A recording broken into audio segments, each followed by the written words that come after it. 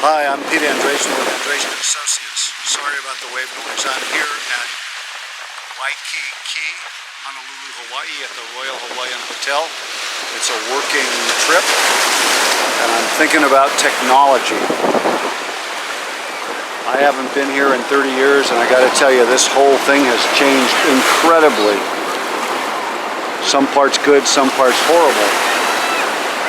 But that again relates to technology.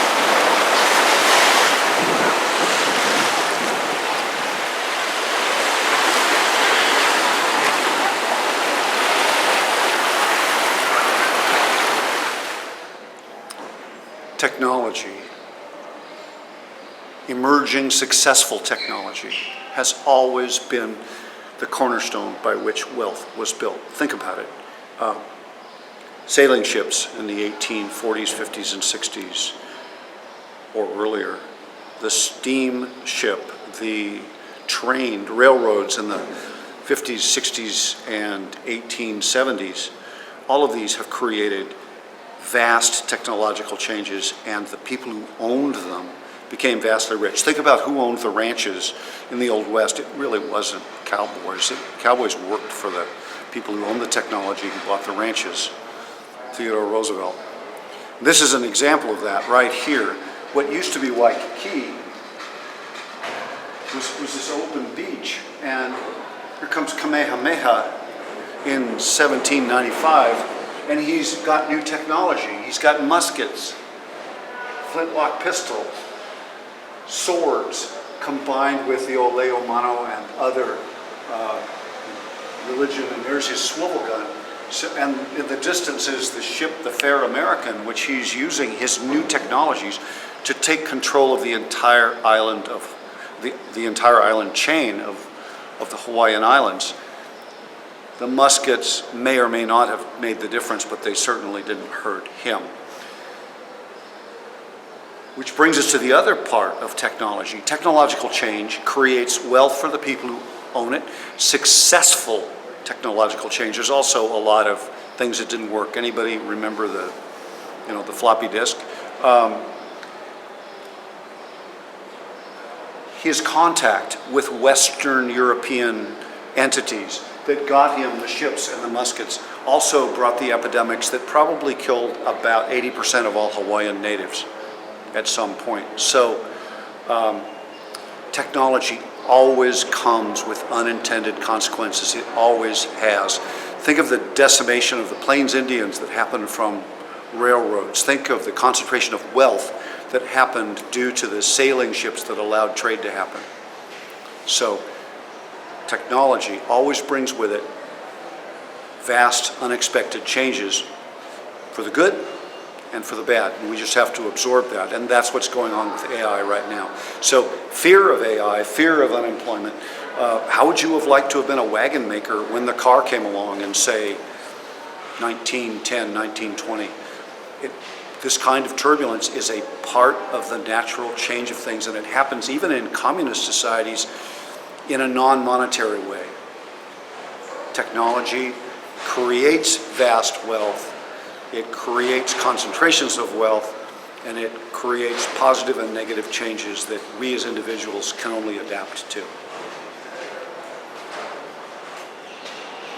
I've moved out here to this banyan tree, which is 200 years old and survived the rise of Waikiki and the concrete canyon that we're in now. And I'm thinking about tech. Tech creates vast positive and negative changes. It creates wealth. It creates concentration of wealth.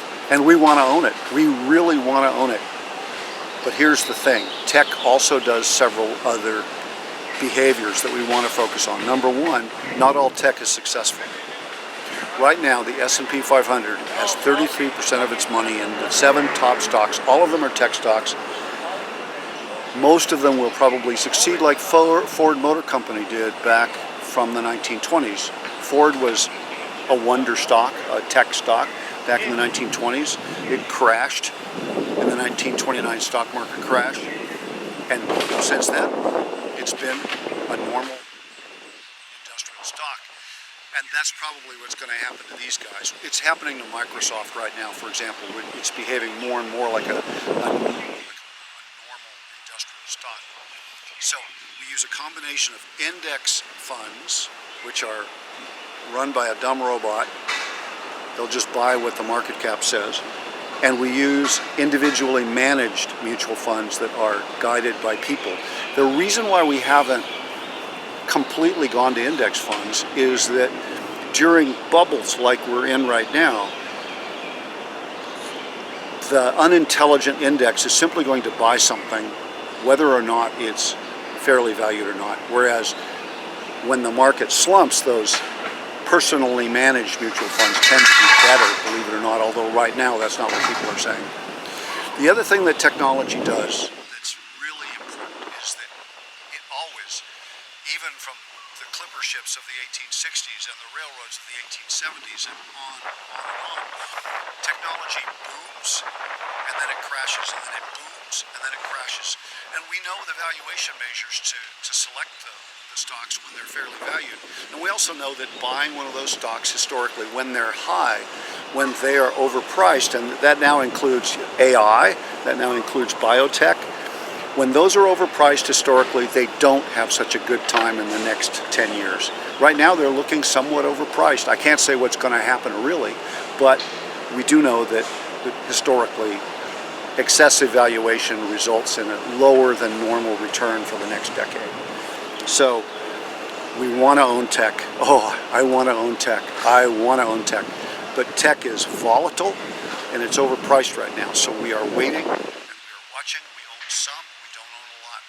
But expect to see me buying tech if something happens and tech goes down. That's your entry point.